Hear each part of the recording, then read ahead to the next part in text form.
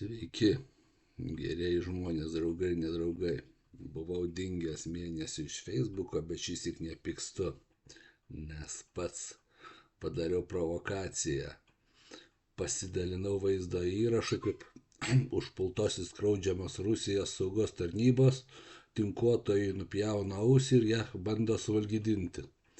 Pilnas telegramas tų įrašų, tai beveik nebejojau, kad mane užblokuos, taip ir buvo. Tai šįsyk bent nepykstu.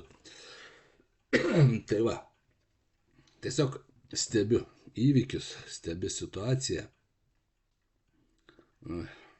Jausmai nevienareikšmiai. Jaučiuosi kaip iš pasakojimų ir skaičiau kaip 1940 metais, kai buvo parduodama valstybė, tai dabar panašiai.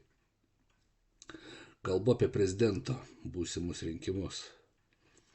Tai iš karto pasakysiu, kad man idealus kandidatas būčiau aš pats. Ir taip yra kiekvienam. Jeigu nėra geriausio, renkama mažiausia blogybė. Tai, dėja taip yra. Ir dabar mane stebina, tai net ne režimas, ne jo pakalikai, bet tie žmonės, o tie, kurie laiko save gerais ir tvarkingais, tai yra abejingieji. Tai tie, kuriems Lietuva nusišikt, tie, kuriems lietuvių ant kalbos nusišikt, kuriems Lietuvos valstybė nevertybė. Vienas mano kolega, nesakysiu nei vardo, nei pavardės, nei vardinsiu, jis sakė, gerai, jeigu rusai užpuls, jie iššaudys visus lietuvius. Tai čia žmogus, kuris laiko save lenku, pavardė lenkiška, bet kalba rusiškai. Vėlgi nenoriu aš veltis į tuos, dar turiu temą apie tai. Tai va tokie žmonės. Dabar iš kandidatų. Visi mes atmetam iš karto režimo kandidatus. Piš Šimonytę, aukštą, negražų ir bailų Nausėdą. Ten apie tos visus Žalimas, ten Jeglinskas, Mazuronis ir panašiai, apie juos net kalbėti nėra ko. Gerbiamą Žemaitaitį aš labai gerbiu, bet aš manau, kad ne prezidentui jam reikėtų būti, jis labai reikalingas ten, kur yra. Turi kažkas drumsti vandenį, neduoti ramybės. Netgi esu girdėjęs, kad žmonės, kada augina karosus prūdę, įleidžia vieną lydeką, kuri nuolatos jos gainioja, kad jie greičiau augtų, tai yra jų pačių labui maždaug. Tai ir čia panašiai. Bet irgi liktai neturi šansų išeiti antrą turą. Tai niekam nepaslaptis, lieka du kandidatai. Režimas Mėšlinas išstums tą ilgą ir negražų ir bailų. Ir panašu, kad turi šansų į antrą turą pakliūti Ignas Vėgėlė. Jeigu nelaikyti to gėriu, tai jis yra mažiausia blogybė. Dabar ką jisai žada? Jisai žada siekti valdininkų ir politikų personalinės atsakomybės. Vėlgi, nežinia, ar tai pasieks, ar darys, čia yra kitas klausimas, bet mes visada rinkdami politikus į visus postus, visada suteikiame pasitikėjimo kreditą. Tai čia tas pats, bet man tai tinka.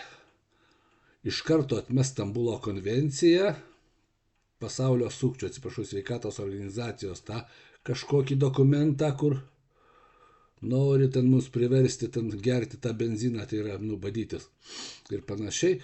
Daug tokių dalykų. Ta prasme, tai yra elitinis teisininkas.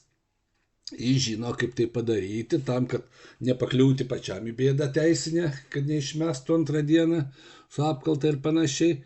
Jis žino, kaip tai daryti. Ar jis darys? Čia tas klausimas, aš to nežinau. Čia apie save net nežinočiau, ką aš ir kaip darysiu.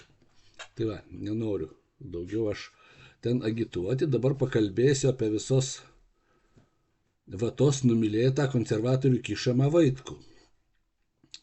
Norėjau aš apie jį labai griežtai, bet tiek to, sakykime, žmogus pradeda nuo to, kad jis meluoja. Jis neseniai labai pripažino, kad visgi Rusija užpuolė Ukrainą, iki šiol teigia, kad Ukraina užpuolė Rusiją ir Rusija turi teisę gintis.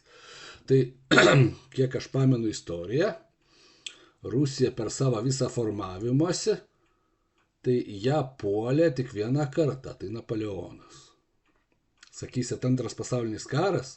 Ne, nespėjo jis Hitlerio užpulti ir pasidalino Europą, todėl jį užpuolė. Čia būtų netiesa, nes irgi buvo užpuolę Suomiją, Lenkiją ir panašiai. Tai vat, ir su to Napoleonu vėlgi nesu istorikas, kas ten žino, dar turbūt irgi yra išlygų. Dabar ką tas žmogus sako? Pasitikrinam referendume. Tai mes visi žinom, kalbėjimą Ezopo kalba ir tarp eilučių. Referendumas būtų suorganizuotas su tikslu jį laimėti, taip kaip jis supranta. Tai yra išstojam iš NATO. Mes kaip Šveicarija. Mes nesam nei tokie turtingi, mes nesam nei tokie pilietiški, kaip minėjau, vienas laukia, kad lietuvius iššaudytų atėję ruski. Ir mes esam prie Rusijos, kuri 500 metų mus tik tai puldinėja ir 200 metų buvo pavergusi. Čia yra faktai, tą ką sakau. Jokių būdų nenoriu nieko kalbėti nei prieš rusų tautybės žmonės, nei prieš lenkų, nei panašiai. Visi gyvename vienoje valstybėje ir gyvename puikiai, kai mums niekas netrukdo ir mūsų niekas nekiršina. Tai va toliau, dabar kalbam apie tą numylėtinį Vaitkų.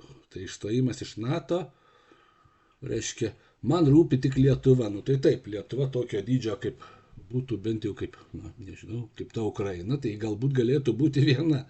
Dabar reiškia, įsivaizduokit, aš nežinau, ar tai kliedesiai, ar tai tiesiog valdo kaip nors kaip Kašpirovskis, ar tas Mauglys prieš Mauglio multiką šitos visus durnelius. Jisai padarys taiką, kad nebūtų karo. Visiškai nusiginkluojam, išduodam savo sąjungininkus, jam sakė, Ukraina nerūpi, jam rūpi tik Lietuva, o suprask visiems kitiems turi rūpėti Lietuva, nors Lietuva nesirūpins nieko kitais. Mes pasakom, surengėm Vilniuje konferenciją, čia jau kaip Benderis Vasiukose, surengėm Vilniuje konferenciją, įsivaizduokit, Putinas naktimi žiūrėjo, kada patekė žvaigždė, kada atsiras Mesijas. Amerika irgi stebėjo, laukia, ką daryti, kadagi patekės ta žvaigždė, atsiras Mesijas, kuris sutaikys. Ir nebebus karų, suprantat, visi nusiginkluos, nebereikės nieko, jis tik paprašys arba įsakys ir karo nebus, įsivaizduokit. Tai lygiai taip pat galima visus kalinius paleisti iš kalėjimo, prieš tai paprašyti jų nebedaryti nusikaltimų, paleisti policiją, paprašyti visų žmonių, kad jie nepažinėtų net kelių eismo taisyklių, nekalbu, kad nevogtų, nesimuštų ir panašiai. Suprantat, tas žmogus paisto ir laiko jūs kvailiais. Tai vat, NATO temą uždarom. Dėl Europos Sąjungos. Pamenu gerai tą referendumą, jis nekaip kvepėjo tos 2 dienos. Bet mes visi to laukiam ir dauguma už tai balsavome, išskyrus vienetus. Nežinau kaip jūs, aš tikrai nežinojau, ką išvirstai ir negalėjom mes to žinoti. Mums tai asocijavosi su laisve, su galimybėmis ir panašiai. Ir mes jas turėjome. Suprantat, net ir tie patys didžiausi zanūdos bailiai ir, kaip čia pavadinti, demagogai, nenuginčys tos tiesos, kad nebereikia visą gyvenimą dirbti, kad turėti automobilį, jį galime iš mėnesio algos kažkokį nusipirkti. O mano ypač tie, kurie priešiški Lietuvai, kurie kitataučiai, kolegos ypač važinėja brangiais automobiliais, labai dažnai važinėja į užsienį poilsiauti. Tai palyginimui tos mylimos Rusijos, ten galbūt poilsiauja kokis procentas arba 2. Ir jie yra matomi, nes tai didelė šalis. Įsivaizduokim, nuo 140 milijonų 1%. Tai jau matot, daug yra. Jau milijonas, 2% 2 milijonai ir jie yra matomi, jums ir visas rusų turtingumas.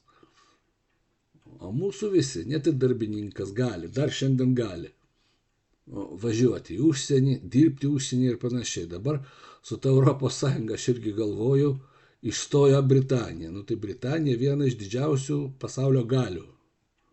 Didžiausių ekonomikų ir karinių dalių, galių tame tarpe. Ir tai jie, nukentėjo finansiškai, ekonomika nukentėjo, lygiai taip pat, tai netektis Europos Sąjungai, paėmus taip.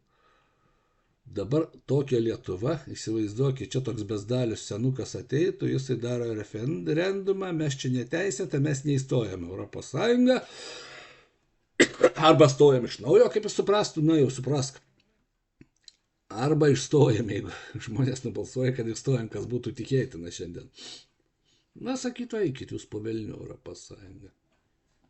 Mes net neimsim skolos iš jūsų, ką esam sumokėję, be abejo priskaičiuotų, nes nieko iš jūsų negausi.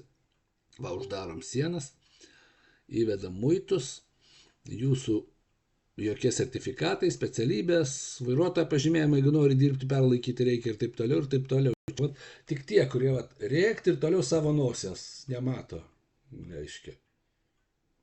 Vat, kolegos mano supyks, bet tie, kurie labiausiai mėgsta grindis ir langus plauti, tai jie toliau nosies savo nemato. Tai vat, supraskit, ką reiškia išėjimas iš Europos Sąjungos. Taip manęs irgi nežavi šiandieninė Europos Sąjunga ir tai, kas joje vyksta, bet mes joje esame, suprantat. Mes esame tampriai susijęti ir ją reikia tvarkyti. Ją reikia tvarkyti aktyviai dalyvaujant savo valstybės valdyme pirmiausia, siunčiant ne visokias šiukšlės ir atmatas kaip Kubilius su Juknevičiu net ten Europos parlamentą, o vertus reikalingus tinkamus ten žmonės. Tai to reikalauja valstybės interesai, demokratija ir panašiai. Dabar, kaip tas jūsų mylimas, numylėtas jūsų tautos kandidatas Vaitkus tvarkytųsi mums išėjus iš Europos Sąjungą. Gaminam mes ką? Iš duonos šūdą. Statom ką mes? Ofisus, kur sėdmaišiuose sėdi šitie durniukai, kurie tyčiajasi iš darbo, iš tų, kurie dirba, iš savo tėvų ir panašiai. Mes nieko negaminam, didžiąją prasme, išskyrus smulkės kelias įmonės. Smulkus verslas suvarytas į ožio ragą. Tai dabar įsivaizduokit tą jūsų suburtų lazdelę Vaitkų, kuris turbūt paėmė žuvį ir duonos kepalą, pamaitintų visą tautą, paskui iš dangaus kristų mana. Ne kitaip.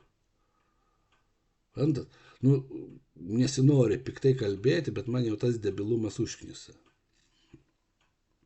Dabar aš galvoju, kodėl čia taip jis surinko parašus, kodėl čia labiau kritikuoja, sakykime, nepuola, kritikuoja gerbiamą Vėgėlę negu Vaitkų. Labai paprastai, Vaitkus reikalingas konservatai, kad išstumti Vėgėlę. Sakykime, vienu balsu daugiau gauna, 1% negu Vėgėlė ir patenka antrą turą jis, o ne gerbiamas Vėgėlė. O tada konservata pakeis iš karto plokštelę. Negi jūs, sakys, norit šitą rusiško šiukšlės Putiną Podstilkos. Ir jau tada žmonėms neliks nieko kito, kaip balsuoti prieš Vaitkų, tobiš už ilgą tą šiukšlę mūsų, kuris nieko neveikia, už Nausėdą. Tai vat yra toks planas. Taip, kad žmonės, nueikit nuo tų langelių, skudurėlių, truputį pagalvokite toliau. Pasiklausykite, kas vyksta. Rusijoje, čia mes irgi kalbėjom su viena kolegė, buvo žmogus, ten gerai gyvena. Tai žmogus buvo Maskvoje, nebendravo su žmonėmis, nebuvo gamyklose. Aš buvau 2 gamyklose didelėse, tai žinokit, pačios gamyklos viskas gerai, pasaulinio masto įmonės, bet persirengimo patalpos, dušai, žinokit, turbūt nuo Nikolajaus laikų likę. Tokios siauba, aš niekur kitur nesu matęs. Jeigu jūs nuvažiuotumėte į provinciją, kainos seniai ten didesnės negu pas mus, įskyrus ten gal, nežinau, už komunalinės paslaugas, ten degalus, degtinė ir cigaretės, bet maistas yra brangesnis. Drabužiai brangesnė, nes jie patys irgi nieko negamina. Viskas yra brangiau. Kavinėje tuo metu būdavo, buvau prieš 5-6 metus, tokioje kavinėje, kaip mes paprastai einam, 9-10 eurų būdavo. Jau 700-800 rublių buvo tada. Tai čia faktas. Kalbėjau su žmonėmis, kažkaip susidraugavęs esu, ten iš Stavropolio buvau, Rostove prie Dono. Tai sako, atvažiuokit pas mus, parodysim. Aš tai būdavau visą laiką, taip, kaip mes čia gyvenam, viską. Tu ką sako, durnas iš Stavropolio, mes sako, į Rostovą neturim už ką nuvažiuoti. Tai didžiąją dalim tie žmonės, gydytojai, mokytojai ir panašus. Nekalbu, yra galbūt, kas turi kokį verslelį, arba valstybės tarnyboje. Tai aš ten nenoriu. Mes tikrai neblogai gyvenam, tik šitas mūsų gyvenimas turi tendenciją baigtis. Va šito irgi nenoriu. Tai nesąžininga. Prieš mano vaikus, prieš mūsų ateitį. Nežinia, beje, kas mūsų laukia, kas čia bus. Bet reikia viską padaryti, kad išliktų tas gyvenimas. Nes gyvename mes neblogai, dar per gerai, jeigu tingime eiti į rinkimus, tingime protestuoti, neužstojame skriaudžiamo žmogaus, reiškia gyvename per gerai. Tai va, taip kažkaip nerišliai užbaigiu. Geros visiems dienos ir galvokite žmonės. Te.